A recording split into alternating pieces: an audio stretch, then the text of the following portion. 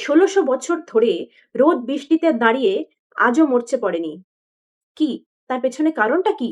যেকোনো লোহার জিনিস রোদে বৃষ্টিতে থাকলে একসময় ঠিক তাতে জং ধরে, নষ্ট হয়, মরচে পড়ে। কিন্তু দিল্লির এই আয়রন পিলারটি ১৬০০ বছর ধরেও রোদে বৃষ্টিতে দাঁড়িয়েও একই রকম চকচক করছে।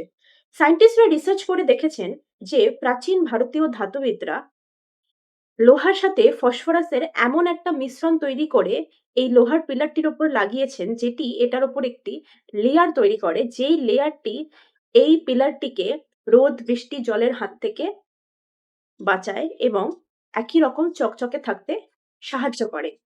এটাকে বলা হয় প্রাচীন ভারতীয় হাইটেক ন্যানো টেকনোলজি। আজকের দিনে দাঁড়িয়ে আমরা এমন লোহা বানাতেও হিমশিম খাই, যেটা কয়েক দশকেও জং ধরবে না। আপনার কি মনে হয় প্রাচীন ভারতের এই টেকনোলজি কি আধুনিক ভারত থেকে আজও এগিয়ে? নিজের মতামত কমেন্টে জানান এবং ভিডিওটি ভালো লাগলে লাইক করুন, সাবস্ক্রাইব করুন আরো এরকম ইন্টারেস্টিং ফ্যাক্টস জানার জন্য।